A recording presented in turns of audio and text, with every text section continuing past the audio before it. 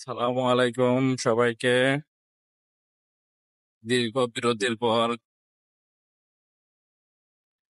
এই বর্ষা সিজনে প্রথম আজকে আসলাম ঘুরতে। আমরা সিন্দুকছড়ি নোখালছড়ি রোডে আছি বর্তমান।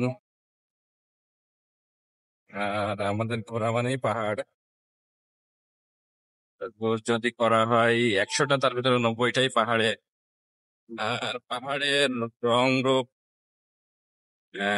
নিজে চোখে না দেখলে বুঝবেন না যে কতটা ভয়ঙ্কর সুন্দর হতে পারে।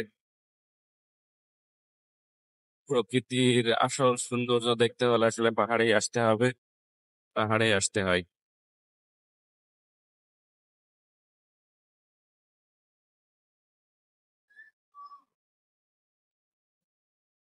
এ কারণে আমরা বারবার ছুটে আসি এই পাহাড়ের কাছে।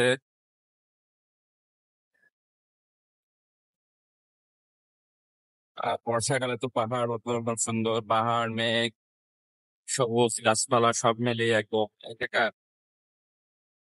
আর যতটুকু পারছি ভিডিও করছি আপনাদের জন্য, দেখবেন। আর যাদের সুযোগ আছে তারা অবশ্যই পাহাড়ে আসবেন। নিজের দেশকে দেখবেন, দেশে অবশ্য সুন্দর জায়গা আছে। যদি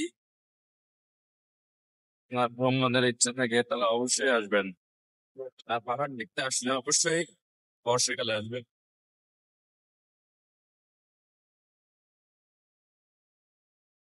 এখানে আদিবাসী পাড়া আছে কিছু, দেখতে পাচ্ছেন আদিবাসী পাড়াদের ঘর বাড়ি।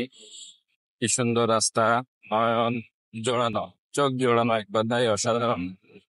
নিচু নিচু পাহাড়ি রাস্তা আমাদের সবসময় ভালো লাগে, এই জন্যই আমরা ছুটে আসি বারবার। আজকে আজকে আমরা তিনজন, সামনে আমার একজন ভাই আছে নতুন পার্টনার, তার নামটা সঠিক বলতে পারবো না। পিছনে আছে বরাবরের মতো আমাদের বন্যা ভাই। তার সাথে করেই আমার পাহাড় দেখা শুরু, আর সাথে করে এই পাহাড় দেখা চলমান এখনো পর্যন্ত চলছে। আপনারা দেখতে পাচ্ছেন সিন্দুকছড়ি মহলছড়ি রোড। আমরা সকালে বের হয়েছি চট্টগ্রাম থেকে। যাওয়ার কথা ছিল খাগড়াছড়ি, বাট যাওয়া হয় নাই। এরকমই হয় আমাদের ট্যুরে, যাইতে চাই এক জায়গায়, চলে যায় আরেক জায়গায়। আমরা আজকে খাগড়াছড়ির ভিতরে ঢুকছি, খাগড়াছড়ির কিছু প্রত্যন্ত অঞ্চলে ঢুকছি। সেখান থেকে দিনটহরি হয়ে, মংলা বাজার হয়ে, লক্ষ্মীছড়ি হয়ে আমরা আবার সিন্দুকছড়ি ঢুকছি।